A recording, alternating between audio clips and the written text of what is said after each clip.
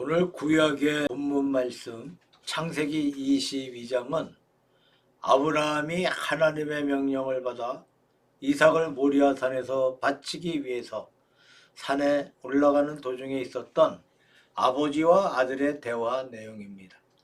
하나님께서 아브라함에게 귀한 아들을 바치라고 말씀하실 때에 아브라함은 즉각 일어나서 3일 길을 여행하여 하나님이 지시하신 곳까지 갔습니다. 모리아 산까지 갔을 때에 산 밑에 종들을 남겨두고 아버지와 아들 두 사람만 산에 올라갔습니다. 젊은 아들에게는 무거운 나무를 지우게 하고 늙은 아버지는 불과 칼을 가지고 산으로 올라가는데 가는 도중에 아들이 아버지에게 묻습니다. 아버지, 여기에 제사할 나무도 있고 불도 있고 칼도 있는데 제사할 때 바칠 양의 제물은 어디 있습니까? 아마 이 말을 들었을 때 아브라함은 대단히 마음에 충격을 받았을 것입니다. 말은 조용하게 하나님께서 산에서 예비하실 것이다 라고 했습니다만 아브라함의 마음속에서는 굉장한 충격을 받은 줄로 생각합니다. 바로 내가 너를 바치려고 한다. 그 말을 참아하지 못하고 하나님께서 어떻게 인도해 주시겠지. 그렇게 말하고 있는 내용을 볼 수가 있습니다. 하여튼 심각한 이 장면에서 아버지와 아들의 대화였다고 생각합니다. 언젠가 말씀을 드리면서 대화는 먼저 상대방의 말을 충분히 들어주고 그 다음에 상대방과 내 말을 조화시켜서 합일점을 찾는 것이 대화라고 말씀을 드렸습니다. 우리가 과거의 유교의 도덕에서는 효를 강조한 것은 좋았지만 그것은 일방적이었습니다. 자녀가 부모에 대한 효를 강조했지만 부모가 자녀를 대하는 그 자세는 별로 강조하지 않았기에 일방적이었다는 그런 말씀을 드린 적이 있습니다. 오늘은 그와 정반대의 말을 하려고 합니다. 요즘 우리 한국의 정서는 다분히 젊은 세대가 일방적으로 말하고 있는 세대가 아닌가 생각합니다. 혹은 대학교에서 데모가 일어나고 혹은 공장에서 파업이 일어나고 요즘 시끄러운 의대 2,000명 증원 등의 일반적인 소리, 대중의 힘 때문에 상대방이 억지로 거기에 굴복해가는 그런 현상을 볼 수가 있습니다. 이것은 대화의 현상이 될 수 없다고 생각합니다. 상대방의 의견을 충분히 알아내고 그 사정을 충분히 말한 후에 거기에서 합일점을 찾을 때만이 건전한 대화가 이루어지는 것이고 또 건전하게 문제 해결이 있을 수 있다고 생각합니다. 제가 아는 어떤 기독교 가정에서는 그 아들은 분주하게 직장에서 일을 하고 아버지는 이제 연세가 많아서 집에 조용히 계십니다. 아들이 저녁에 일을 다 마치고 집에 들어오면 자기 방에 먼저 가지 않고 아버지 방에 먼저 들립니다. 그래서 아버지와 마주 앉아서 하루 종일 만난 사람의 이야기며 자기가 처리한 일의 이야기며 자기가 하루 동안에 한 모든 일을 자세히 아버지 앞에 보고해 드립니다. 물론 그 모든 이야기의 내용들이 아버지에게는 흥미있는 얘기도 아니고 필요한 것은 아니었지만 아버지는 대단히 즐겁고 만족스럽게 그 아들의 말을 듣습니다. 아버지와 아들이 대화하는 아름다운 모습입니다. 모든 분이 그 아들을 가리켜서 효자라고 하고 참 좋은 가정이라고 하는 그런 말을 합니다. 아름다운 대화가 이루어지는 세계에 아름다움이 넘치고 남에게 귓대 빛이 또한 될 수 있는 줄로 생각합니다. 오늘의 제목은 부모와의 대화라고 말씀을 드렸습니다만 먼저 부모님에게서 받는 것, 듣는 것을 한번 묵상해 보도록 합시다. 첫째로 말씀드리고 싶은 것은 부모님의 사랑을 한번 헤아려 보자는 것입니다. 옛날부터 내려오는 말 가운데 부모의 사랑이 얼마나 큰 것인가 하는 것은 우리가 여러 번 말씀을 들었습니다만 또 노래를 많이 불렀습니다만 부모의 사랑은 산보다 더 높고 바다보다 더 깊다고 하는 그러한 노래 가사도 있습니다. 그러나 제가 볼 때에 성경의 교훈은 그것보다 더 심오한 줄로 생각합니다. 왜냐하면 성경은 어버이를 가리켜서 하나님의 대리자로 말하고 있기 때문입니다. 예를 들면 제5계명 같은 것은 내 부모를 공경하라입니다. 유대인 랍비의 해석에 의하면 제1계명부터 제5계명까지는 하나님께 대한 계명이에요. 제6계명부터 마지막까지는 인간에 대한 계명입니다. 제1계명은 하나님의 위에 대하여, 제2계명은 하나님의 모양에 대하여, 제3계명은 하나님의 이름에 대하여, 제4계명은 하나님의 날에 대하여, 그리고 제5계명은 하나님의 대리자에 대하여 명한 계명이라고 해석하고 있습니다. 자, 부모가 자녀에게 하는 것은 하나님께서 모든 사람에게 하시는 일의 축도요, 그 표본입니다. 그러므로 사람이 부모를 공경한다고 하는 것은 바로 하나님을 공경하는 것과 같다고 합니다. 그렇게 가르치고 있습니다. 아마 부모의 사랑을 가장 성화시킨 가장 높은 표준에서 말하고 있는 내용이 아닌가 생각해 봅니다. 미국의 39대 대통령이었던 카터 대통령이 취임할 때에 자기의 어머니를 초대해서 거기에 참석시키려고 노력을 했습니다. 그때 그 어머니는 기어코 거부하면서 하는 말이, 내 아들이 이제부터 고생을 많이 할 것이고 나는 아들 덕분에 영광을 많이 받을 터인데 내가 어찌 거기에 감히 갈 수가 있겠는가 하고 자기 고향에 그냥 묻혀 있었다고 합니다. 그 후에 과연 미국을 찾아오는 명사들이 남부에 가면 카터 대통령의 어머니를 찾아가서 그 어머니를 위로하고 격려하고 어머니가 많은 영광을 받았다는 그런 말을 들어본 적이 있습니다. 이와 정반대의 사건이 있는데 제27대 가필드 대통령, 그는 충실한 장로 교인이었습니다. 그가 취임할 때 그 어머니가 참석했고 가필드는 어머니를 자기 대통령의 자리에 앉혀두고는 어머니를 공경한 사실이 있습니다.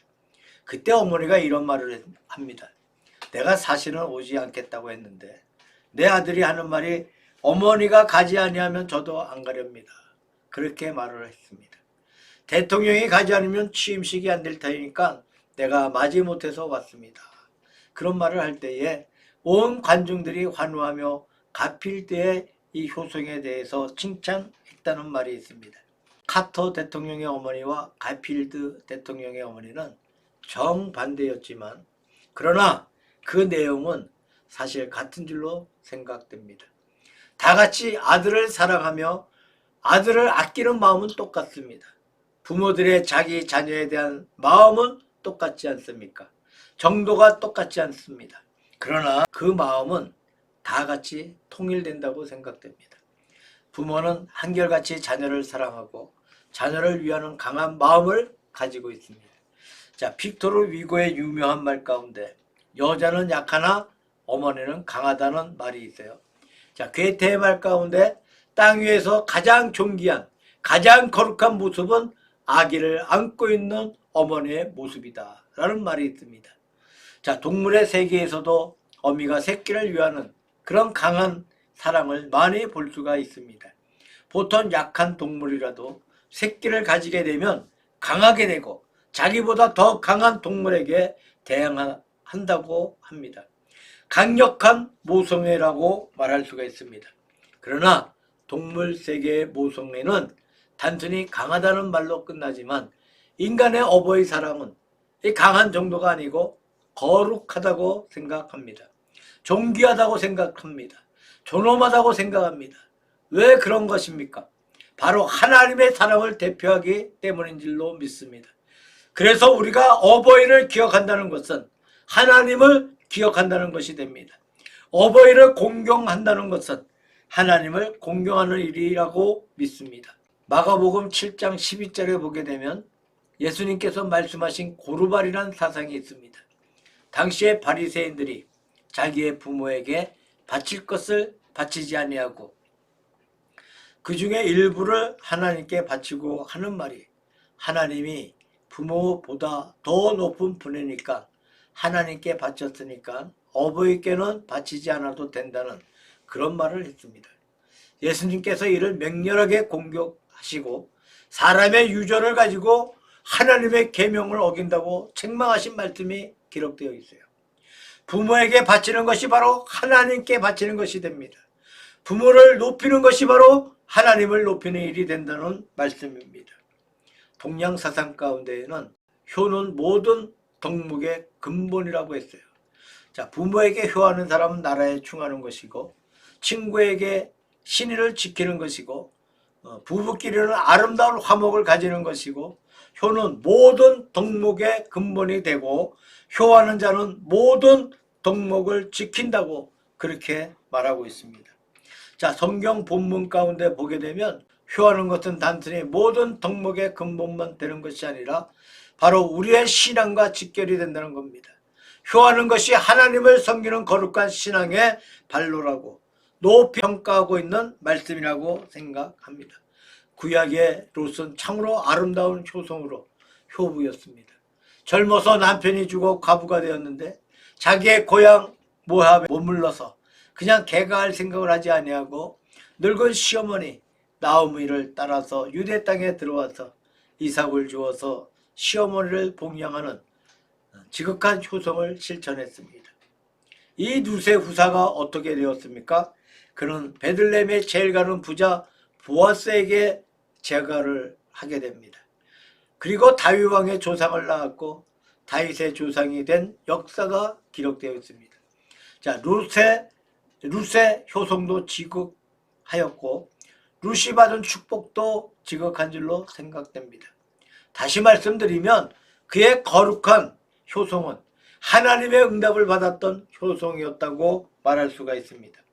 자, 아름답게 우리의 부모의 모든 공덕을 생각하며 부모의 사랑을 생각할 때에 내가 잘되고 땅에서 장수하리라는 이 말씀은 영원한 언약의 말씀이고 확실한 하나님의 약속의 말씀이라고 믿습니다.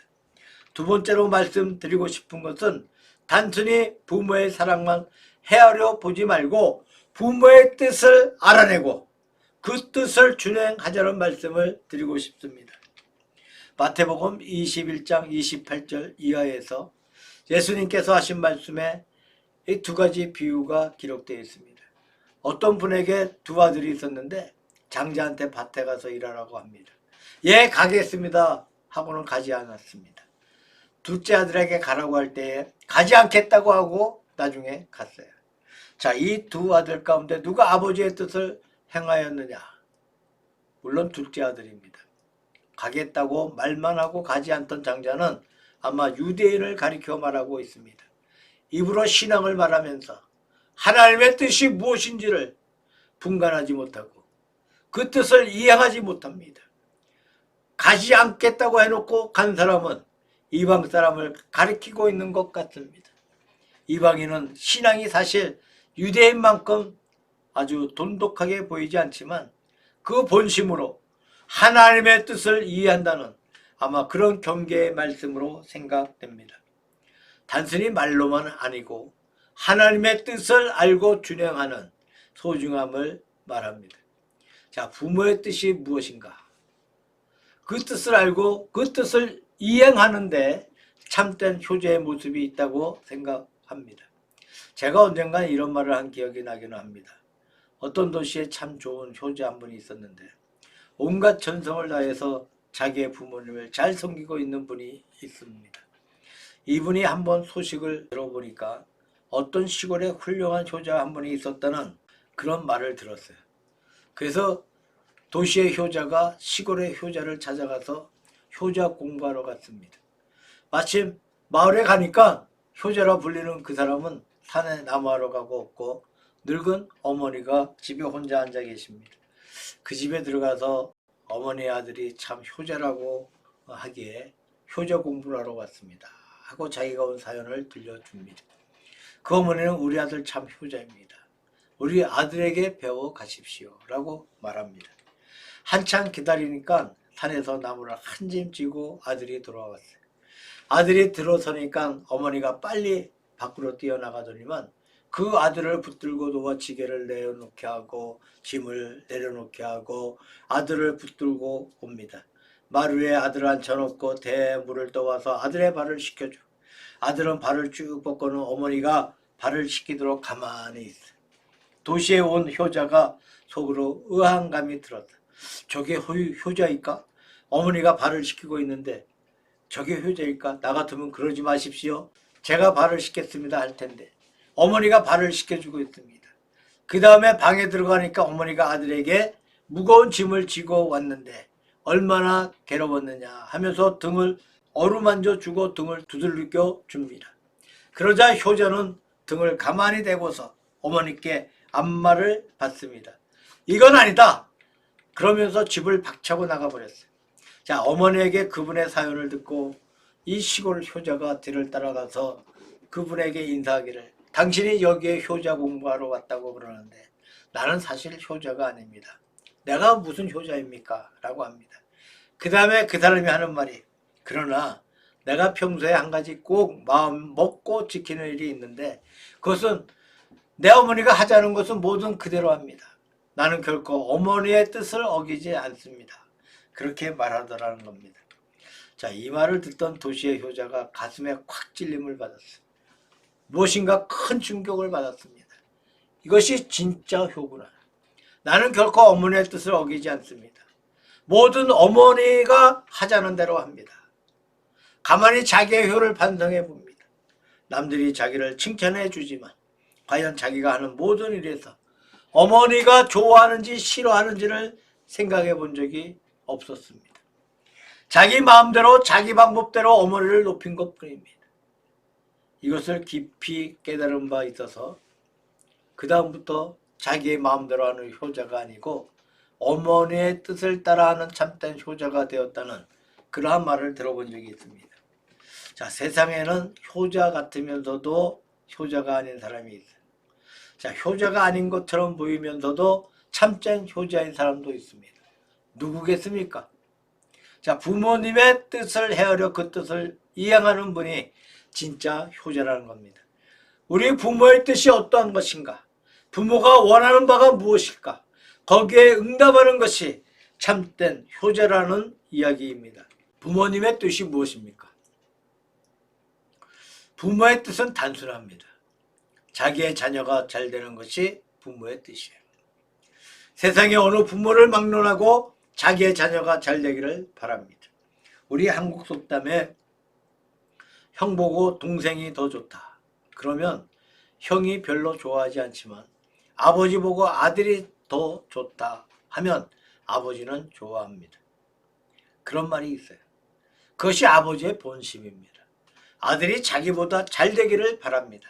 자기보다 유식하기를 바랍니다. 자기보다 잘 살기를 바랍니다. 어떻게 하든 내 자녀가 잘 되는 것이 부모의 소원인 줄로 생각합니다. 일본의 나고야에 나고야 성이라고 불리는 유명한 성이 있어요. 아주 굉장히 높은 성이에요. 그 성 꼭대기에 기와장에 금이 붙어 있었는데 옛날에 이시카와라 불리는 유명한 도둑이 그 높은 성에 어떻게 올라가서 그 금을 훔쳐 도망을 갔습니다. 그래서 나라에서 그 도둑을 붙잡았는데 이런 악한을 그냥 두어서는 안 되고 그 종자도 없애야 한다고 해서 그 도둑과 아들을 같이 죽이기로 했어요. 그리고 큰 가마솥에 물을 끓여서 거기에 집어던져 삶아 죽여버리기로 했는데 먼저 아버지를 물속에 집어넣었습니다. 금방 숨이 끊어질 것인데 그 다음에 아들을 집어던졌어요. 그러니까 이시카와가 그 아들을 두 손으로 봤더니 번쩍 들었어요. 그 아들의 몸에 물이 한 방울도 닿지 않게 높이 들고 있습니다. 놀라운 것은 얼마 후에 그 아버지가 숨이 끊어져 죽었는데도 죽은 사람이 그냥 그 아들을 들고 있다는 것입니다. 그래서 모든 관리가 다 감탄을 해서 이시카와 그 사람은 악인이었지만 어버이는 거룩하다. 어버이는 아름답다고 했다는 말이 있습니다. 자, 도둑이든 관리든 관계가 없어요. 어버이는 거룩한 것입니다. 자기의 자녀가 잘 되기를 바라고 있는 것이 바로 어버이인 줄로 생각합니다. 우리 한국도 교통이 엄청나게 복잡합니다. 미국에 가면 큰 거리마다 교통에 대한 경고라고 할까 교훈이 많이 붙어 있어요. 차를 안전하게 몰고 빨리 몰지 말자는 그런 말입니다. 이런 말도 거기에 적혀 있는데 당신은 당신 아들도 그렇게 몰기를 원하십니까? 라는 그러한 내용입니다. 자, 어떤 사람이 차를 빨리 몰고 가면서 그것을 봅니다. 당신 아들도 그렇게 몰기를 원하십니까? 물론 원치 않습니다. 나는 빨리 몰아도 아들에게는 제발 차를 빨리 몰지 말라는 것이 부모의 마음입니다. 나는 위험한 데 가지만 너는 위험한 데 가지 말라. 나는 이렇게 하지만 너는 이렇게 하지 말라. 이것이 어버이의 숭고한 뜻인 줄로 생각합니다. 자, 이 뜻을 받아들고 이 뜻을 준행하는 자에게 하나님께서 축복해 주신다고 생각합니다. 끝으로 말씀드리고 싶은 것은 우리가 하나님 앞에 올바르게 살고 우리 자신들이 성공적인 삶을 살아가므로 우리 부모의 이름을 드러내고 부모의 마음을 기쁘게 할 수 있다는 말씀을 드리고 싶습니다. 효경에 말하기를 어버이에게서 받은 신체를 몸을 훼손하지 않는 것이 효의 시초이고 입신 출세에서 어버이의 이름을 드러내는 것이 효의 마지막이라고 했습니다. 이 몸 자체가 어버이의 몸이니까 부모의 몸이니까 상하지 않는 것이 효의 출발이고 나중에 출세해서 저분은 아무개의 아들이다 라고 하는 말을 들음으로써 어버이를 드러내는 것이 바로 효의 마지막입니다. 자, 사람의 제일 가는 목적이 무엇이냐? 하나님을 영화롭게 하며 영원토록 그를 즐거워하는 것이니라. 요리 문답에 그렇게 기록되어 있습니다. 이것이 효의 결론인 줄로 생각됩니다. 자, 서구의 교회에 가면 5월 4일이 모니카의 날이라고 해서 어거스틴의 어머니 모니카를 기념하고 높이는 그런 날이 있습니다. 우리 한번 상상해 봅시다. 어거스틴이 젊어서 방종한 생활을 하다가 회개하고 유명한 성자가 되고 신학자가 되었어요.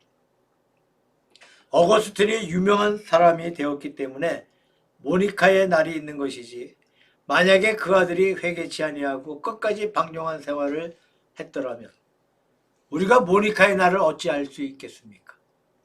우리 한국에도 유명한 어머니들이 많이 있어요. 모두 다 그렇게 그 아들들이 훌륭한 아들들입니다. 아들들이 훌륭하게 되었기 때문에 그 어머니가 드러나는 것이지 만약에 아들이 망했다거나 죄인이라거나 악한 사람이라고 한다면 아무도 그 어머니를 높일 수가 없습니다. 높이지도 않아요. 우리 자신이 잘됨으로 높아짐으로 말미암아 우리 자신이 참으로 어버이를 영화롭게 할 수 있다는 겁니다. 그것이 최대의 효라고 할 수 있는 줄로 생각합니다. 우리 믿는 사람들이 바르게 믿는다는 것은 우리의 신앙이 철저하게 성경 중심이 되어져서 성경대로 믿는 것이 바르게 믿는 것입니다. 바르게 사는 것은 성경의 교훈을 우리가 실천해서 사는 것이 바르게 사는 것입니다. 그러나 우리가 사실 바르게 사는 것이 그렇게 쉬운 것은 아닌 줄로 생각합니다. 우리가 바르게 살면 하나님의 축복을 받습니다. 그러나 제 생각에는 바르게 살면 축복을 받는 것이 아니라 바르게 사는 그 자체가 축복인 줄로 믿습니다. 바르게 사는 그 자체가 최대의 상급인 줄로 믿습니다. 옛날에 맹자는 소위 삼락 가운데 한 가지가 하늘을 우러러 보고 땅을 내려다보고 양심에 부끄럽지 않는 생활을 하는 것. 이것이 그의 한 가지 낙이라고 말했습니다. 이것이 그의 한 가지 낙이라고 말했습니다. 바르게 사는 자가 받을 수 있는 마음의 즐거움이에요. 옛날에 장자가 연못에서 낚시를 하고 있으니까 장왕이 찾아와서 나라의 재상이 되어달라고 부탁을 할 때에 장자는 돌아보지도 않고 거부했다는 말이 있습니다. 장자에게는 그 못에서의 생활 그 자체가 나라의 재상 자리와 바꿀 수 없는 어떤 가치가 있다고 느낀 것입니다. 바르게 사는 생활 자체의 가치는 제사장직과 바꿀 수 없습니다. 돈과 바꿀 수 없습니다. 높은 지위와 바꿀 수가 없습니다. 그 자체가 축복입니다. 물론 하나님께 복을 받습니다만 그러나 그 자체가 얼마나 아름다운 축복의 생활이 되는지 모르겠습니다. 동소독이 갈라져 있을 때 동베들린에 가게 되면 거기에 공산군의 영토 쪽에 속하는 곳에 소련군이 한꺼번에 수만 명이나 죽은 그런 지점이 있습니다. 거기에 소련 군인들의 공동묘지가 있었습니다만 넓은 공동묘지의 입구에 큰 돌로 만든 석상이 하나 서 있습니다. 그 석상의 제목은 우는 어머니입니다. 소련의 젊은 군인들이 전쟁에서 죽음으로 말미암아 고향에 있는 어머니들이 울고 있는 모습을 잘 다듬어 만들어 놓은 석상입니다. 이 석상을 이곳에 세운 목적은 전쟁을 하지 말자. 전쟁을 하면 어머니가 운다. 이것이 이 석상의 목적이라고 합니다. 우리가 반드시 전쟁에서 또는 삶에서 죽어야만 어머니가 우는 것이 아닙니다. 우리가 잘못 살면 어머니가 울어. 우리가 전쟁터에 가지 아니한다 해도 일상생활에서 우리가 올바르게 살지 못하면 그래서 이 땅에서 어렵게 살게 되면 우리의 부모님들이 눈물을 흘린다는 것입니다. 올바르게 살 때에 부모님의 마음에 기쁨을 드릴 수가 있습니다. 나아가서 하나님 앞에 영광이 될 수 있는 줄로 생각합니다.